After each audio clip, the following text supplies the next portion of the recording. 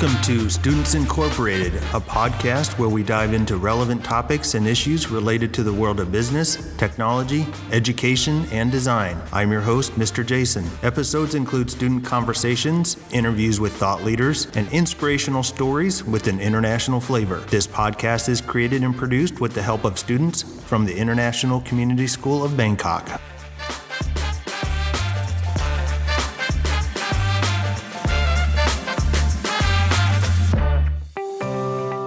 In today's episode, we'll be looking back with several guests who have been around the ICS community for many years. In fact, this year, 2023, marks the 30th year anniversary of the school, which began in 1993. Our first segment will feature an interview with Mrs. Elsie, one of the founding members of the school, followed by a lighthearted top 10 list, also read by Miss Elsie with some student commentary. The second segment will include a discussion with two current seniors who have been attending ICS since kindergarten. But before we begin, let's hear the quote of the day and get some headline news. Our quote of the day is, "You can go to other places, all right. You can live on the other side of the world, but you can't ever leave home." This was said by Sue Monk Kidd, who is an American author known for her novels The Secret Life of Bees and The Invention of Wings. This quote is perfect for today's episode. As we transition to our new lives in different countries, we may be leaving our homes, but we will always be connected to the places we leave, especially ICS, which has been our second home in so many ways. Although it is somewhat cliche, home is truly made up of people and their impact on us. Now, let's hear the news headlines. Our first news headline features AI technology and how it can be used for harm as well as good. In Arizona, a woman received a call from her daughter who was panicking and screaming for help, claiming to have been kidnapped. However, her daughter was safe on a ski trip and her voice had simply been replicated through AI. The kidnapper demanded $50,000 as ransom, but thankfully they called the authorities and were able to verify that their daughter was actually safe. Several tornadoes hit the U.S. East Coast recently. Virginia Beach has begun cleanup efforts and a state of emergency has been declared. 50 to 100 homes have been damaged with collapsing roofs, but temporary shelters have been opened for those who cannot live in their houses. Now onto the other side of the world. A city in Japan decided to remove a street piano after people began to break the rules. The rules were that users should disinfect their hands before playing, could not exceed the time limit of 10 minutes, and were not allowed to sing. However, these rules were broken as people began to play the piano for too long and sang loudly. However, officials say that they might relocate the piano.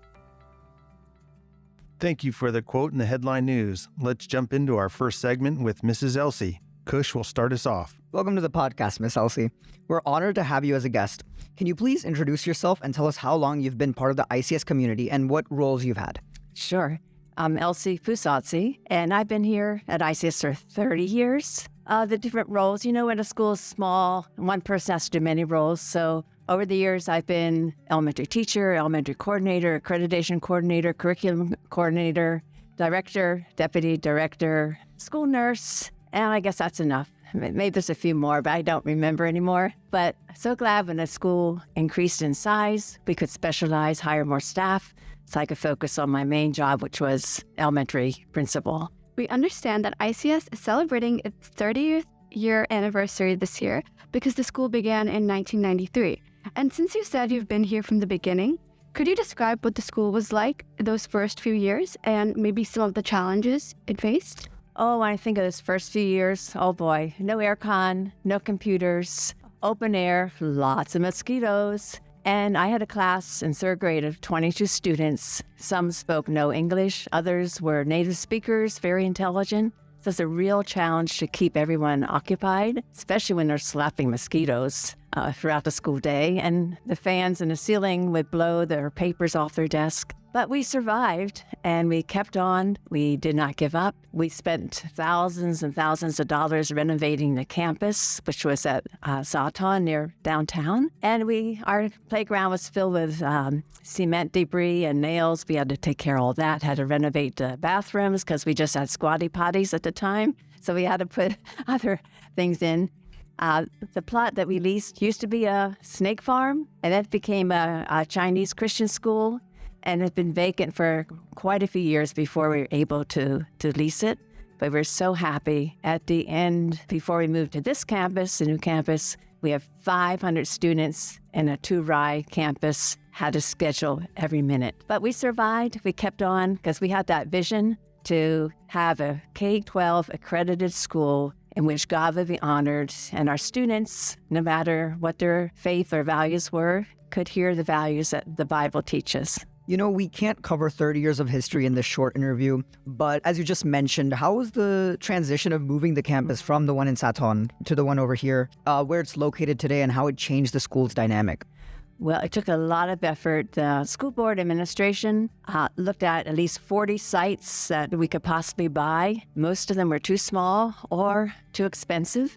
So where we're sitting now on Bang Na campus is the one that was the largest and the most reasonable. And we bought it, taking out a loan from the bank. And just a few months later, the value of the land increased, almost doubled and then tripled. And I'm sure it's worth much more now. So God was great in providing a campus. A lot of parents and students wanted to stay downtown because it's convenient transportation-wise. But when they saw the new campus, by the way, all these buildings were built in 9 months, except for the Ark, which was built later. They all decided to come to the new campus. So for 3 years, we had 2 campuses, the downtown and Bang Na, but the old campus only had like 65 students average for the 3 years. So we closed it. People and students often say, oh, I miss the so cozy home feeling of the small campus. But eventually they were happy to be here, new facilities, more room, more play area, more activities. And we could just not be bumping heads all the time. For you personally, what was it like becoming the principal of the elementary division for the first time? Well, I was elementary coordinator before I became principal, and it was just an increase in responsibility, increase in decision-making, increase in worrying at night and not sleeping, but just a grand opportunity to help move the school forward, to look for ways to help the school grow, to evaluate what our current program was and look into different aspects, research what would help our students achieve more and more, and continue to value the individual student. Because you've been with the school for this super long path, could you describe how the school has been able to maintain its core values and if it's had to ever shift those values? We maintained our core values from the very first, all through the years, except for a short incident where we had to pull back and reevaluate, are we really sticking to our values? To me, the most important thing was who we hired, who worked here. Did they have the same passion, the same values? Were they followers of Christ? Were they into demonstrating as leaders that we expect our students to do? And to me, if an organization, the most important things are people. If you don't have people, you have nothing. If you have people, then you need facilities and you need finances. Without people, it's just a shell. So hiring the right people is the way to stick to your values. So before we get into our final part of this segment, which we will need your help with, we'd like to ask you one more question. As ICS continues each year, what is one thing you'd love to see continue even another 30 years? Well, you all know loving and learning, right? That's sort of our theme. I'd be pleased if we continue with that theme, continue basing our education on the Bible, helping our students to do good things for our world and bring glory to God, because when we do good things for others, God is also pleased. I hope we never lose track of that. I also like to see us grow. I'd love to have a bigger campus so we can have more students, because we have so many students wanting to come here, and we have to say no to the majority of them. And they're so sad. Sometimes the parents cry because there's no room. Great if we could somehow acquire more land so we could have more facilities, and then we could have more people. Of course, more people means more finances, so we can do more activities, and on and on and on and on. All right, thank you so much. We're going to shift gears a little, and we want to end this segment with you on a little bit of a lighthearted note, maybe even on a little bit of an edgy note. With that said, Miss Elsie, we'd love for you to read from our top 10 list. Because of your years of work and service as a previous administrator, we assume that you've conducted a lot of meetings and interviews with teachers. So we decided to come up with a list called The Top 10 Things a Teacher Should Never Say During the End of the Year Meeting with Their Administrator. Miss Elsie, could you please start off with number 10 and count down the list? Sure, I hope this all gives everyone a chuckle. Okay, number 10. Why do I have to follow that policy? This question can make the administrator feel defensive and may not be the best way to suggest changes in school policies. Instead, try and come across with constructive criticism. This is the best way for policy change. Number 9. Can I have my personal phone calls during class time? This question can indicate a lack of professionalism and a lack of respect for the student's learning environment. Number 8. Do I have to attend that staff meeting? This question can make it seem like you're not interested in being a part of a team and may not be willing to collaborate with your colleagues. Number 7. Can I work from home sometimes, please? This question can give the impression that you are not willing to present in the classroom and may not be fully committed to the job. Number 6. Why did you make that decision without consulting me first? This confrontational question can undermine the administrator's authority and may damage your working relationship. Number 5. Can I leave early on Fridays? This question can indicate that you are more interested in leaving work early than fulfilling your responsibilities as a teacher. Number 4.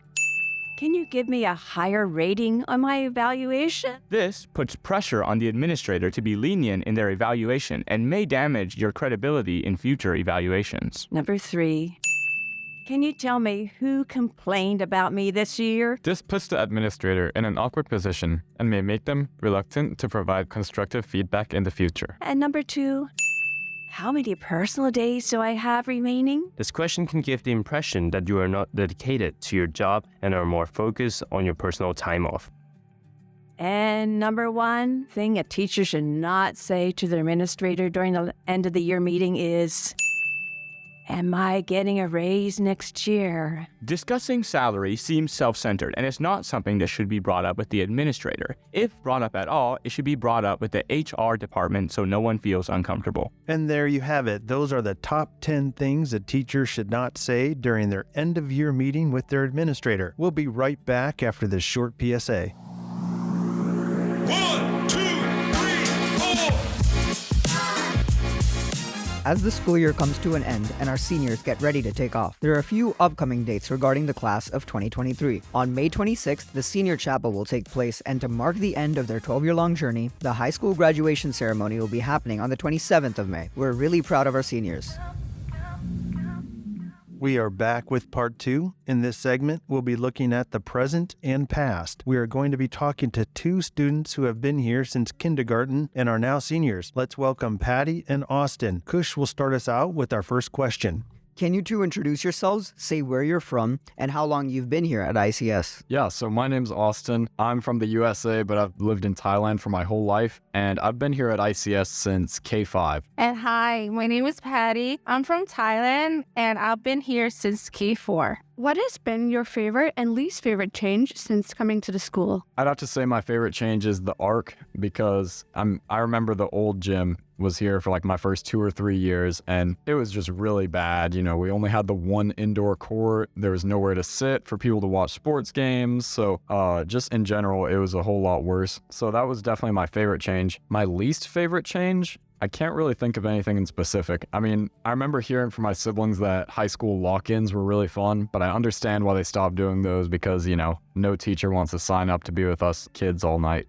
And for me, my favorite thing or change is the ARC also and the cafeteria, which was like recently changed. And my least favorite was changing from skirts to pants. What have been some of the biggest changes in the campus since coming here? I mean, they painted everything blue instead of brown. That was weird. And I mean, also the ARC, but I don't want to answer that again. Back when I was first here, the elementary playground was much different and like a lot more dangerous. It's like they had this big cage thing that you would climb up on. And if you fell, you just fell. That was your problem. It's hard to notice academic change since you're not, repeating grades all the time. I mean, I've heard that in elementary, they don't have the same grading system now. So that's interesting to me. For me is the community, because growing up, I get to see the quality of the ICS community change so much with like more interaction with each other after school and like sessions that teachers like give to the students. So our next question is, how has ICS molded you or impacted you as people? Yeah, so I remember when I was in 6th grade, I had a medical crisis, and it was really a pain, and I had to be in the hospital for like 2 weeks at the very beginning of 6th grade. So I wasn't able to meet lots of new people, but despite having never met the middle school teachers and never having met the new kids, a teacher organized like the entire class to all write notes for me, and that really meant a lot for me because I hadn't met anybody new or any of the teachers, but it really just showed how the teachers and other students cared for me. I wasn't very open with teachers and students in my community. And also I was afraid of being goofy around people. But then there were like teachers who were always supporting and always reminding me that like ICS is actually a safe zone for me. What is one thing that you have taken away from ICS that you will bring into the real world? One thing that I've taken away from ICS is that at the end of the day, even though there's teachers, there's students, there's principals, at the end of the day, we're all people. It doesn't seem like anybody is out of reach or like, they're above us, that we can't talk to them. Like every teacher knows our names, every administrator knows our names, asks how we're doing, they know what we're involved in. And I think it really shows servant leadership because they're not here to lead just to tell people what to do. And that's been a good example for me. For me is serving others because we've been doing it for like almost every year since middle school, and I will use it a lot in my future lives because I figured out that the capstone project was actually just an introduction for me to keep serving others in many ways. I agree, those are really important takeaways. So our final question for you guys today is, what is one shout out you would like to make, either to a teacher, a lesson, or a class?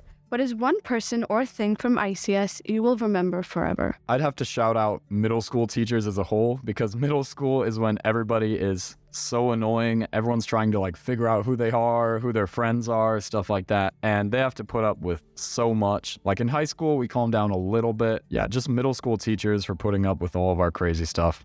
My nap time friends that we always sleep in every class since we have like 1, 2, 3 guided classes. And one of the teachers that I will never forget is Mrs. Christine because she has been like the best counselor for me. She helped me like pass like a lot of obstacles in my high school life. And with that last shout out, we have run out of time. Thanks again to our guest for helping us reflect on the impact this school has made over the years and continues to make in the lives of so many. Looking back can help us see the path forward more clearly. It helps to keep us grounded in the things and people that have enriched our lives over the years. As we end this episode, my team and I have already begun reminiscing about this past year. We're so thankful for the opportunities we've had to enjoy with our guests and the variety of topics that have been discussed. We hope this season has added value and a bit of entertainment to your lives, and we are super grateful for your continued support. Looking ahead, episode 32 is coming up next. It will be slightly different in format. In fact, it's already been titled, It's a Falafel Wrap, thanks to Machi. Make sure you tune in. As always, this podcast would not be possible without the hard work and support of our international student production team. All music and sound effects are courtesy of Pixabay.com, a vibrant community of creatives sharing copyright-free images, videos, and music. And we are signing off until next time. We are Students Incorporated because your voice matters.